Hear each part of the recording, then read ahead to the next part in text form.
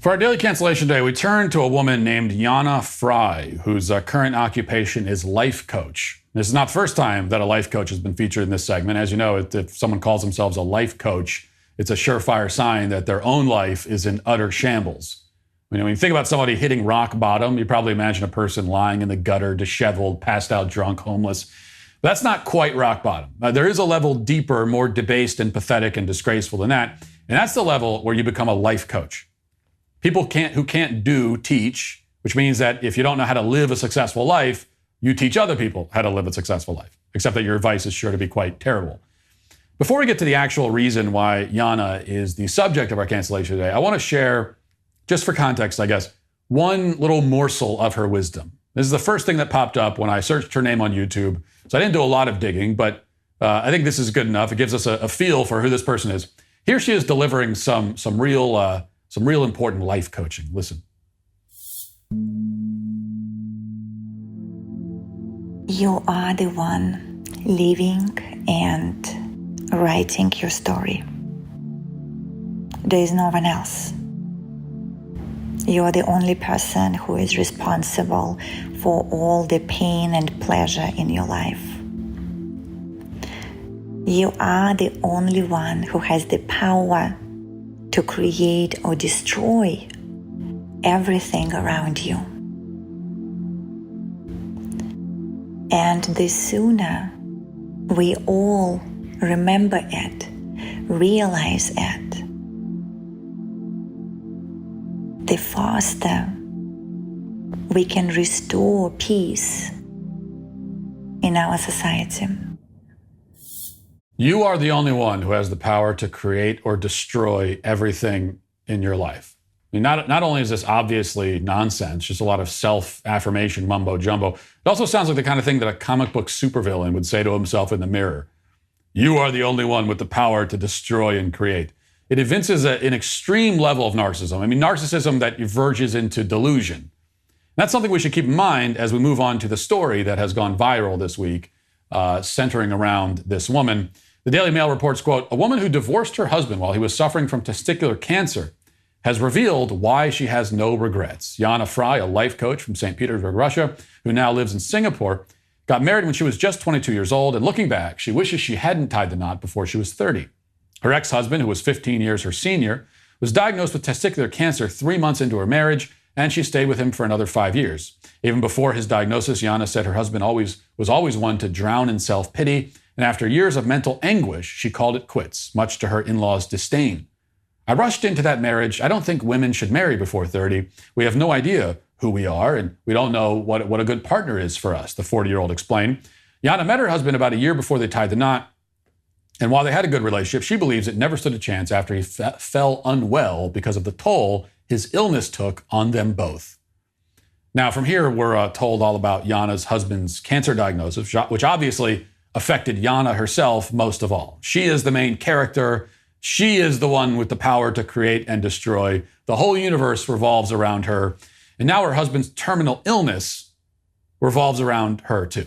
His terminal illness was cramping her style, ruining her vibe. The Daily Mail continues, people react in one of two ways to critical illnesses. I've seen it over and over, she said.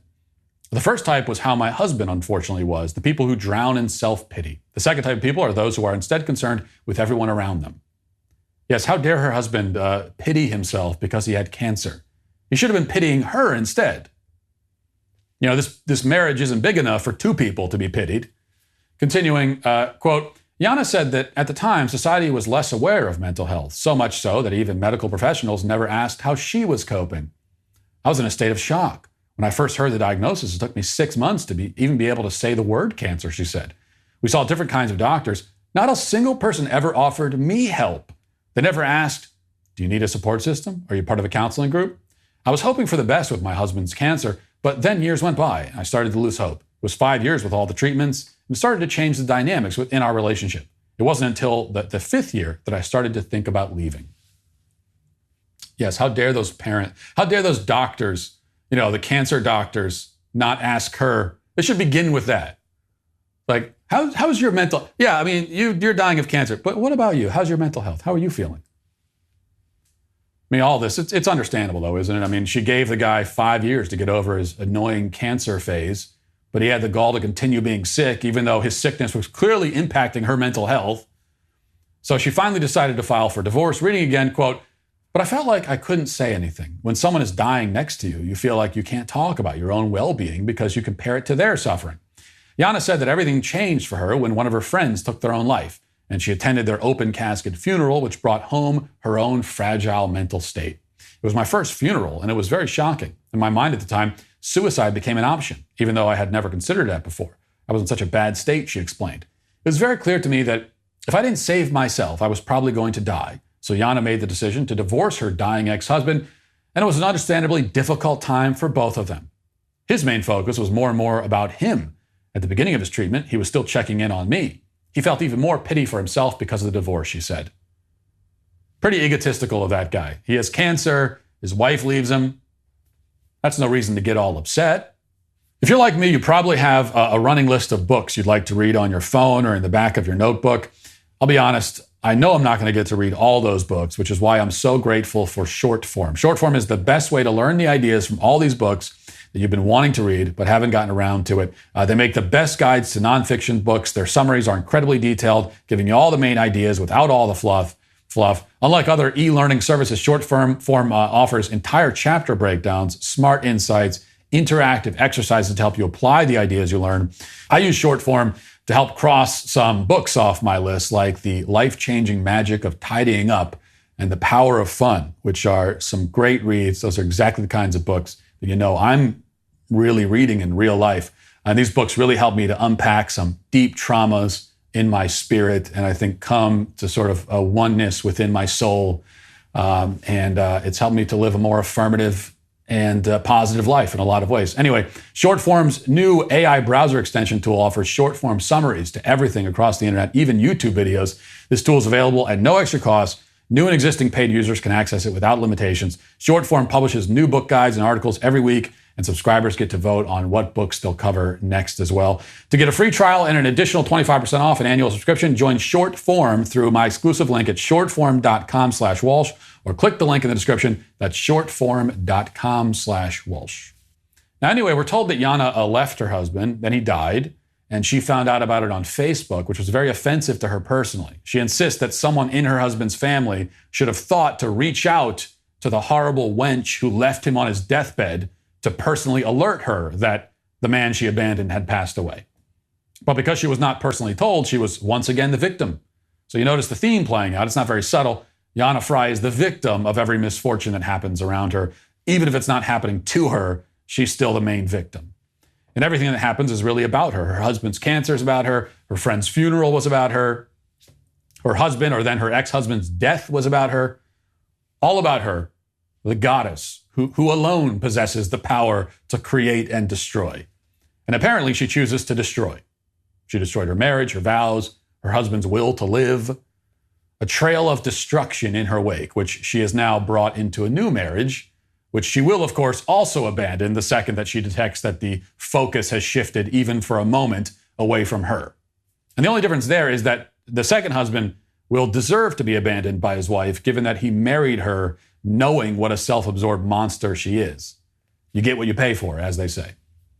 Now, as for the lesson that Yana has learned from all this, is exactly what you think the lesson would be. Quote, "I'm finally learning to love myself and accept myself for who I am," she said, revealing that she's now a stepmother to her second husband's son and hopes to have children of her own.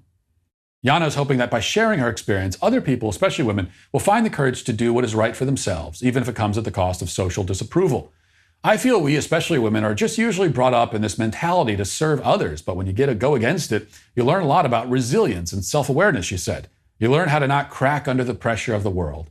Being so close to death has made me appreciate life much more." Well, isn't that nice?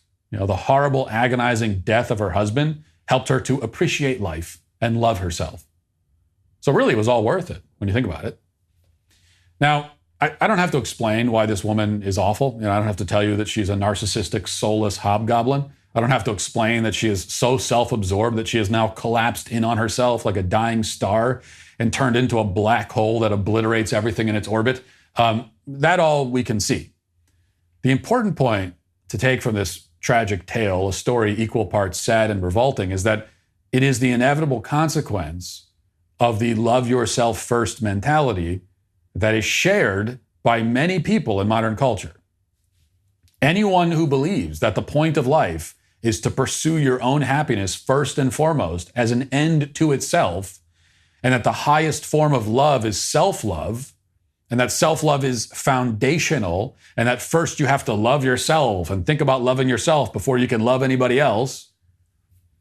When of course, the reality is the opposite. Stop thinking about yourself for 5 seconds. Work on loving the people around you, loving and serving the people around you. And if you do that and you stop thinking about yourself, you're going to turn back one day and notice, I feel pretty good about myself too.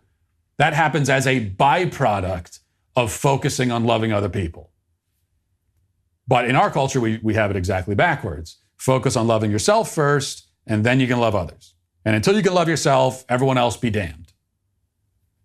But everybody with this mentality is no different from Yana Frye. If they haven't abandoned a cancer-stricken spouse, it's only because they haven't yet had a cancer-stricken spouse to abandon. And if they did have a cancer-stricken spouse and they didn't abandon him, they did at least sulk and pout and emanate resentment and scorn. Sacrificial love is a foreign concept to these people. The idea of serving someone else, the idea of loving the other and giving of themselves is repulsive. And this is the attitude that is intentionally instilled in children from a young age, the attitude that many of them bring into adulthood and keep through their lives, destroying one relationship after another as they alienate everyone around them.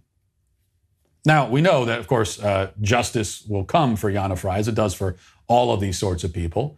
It'll come when it's her turn to shuffle off this mortal coil. And she looks around to find that there's no one there for her. And she'll die alone, just as her husband did. That's where her self-love will lead her. It's where it leads everyone. And that is why she is today canceled. Thanks for checking out this video. If you'd like to listen to my full podcast on the go, you can check out The Matt Walsh Show on Apple Podcasts, Spotify, or wherever you get your podcasts.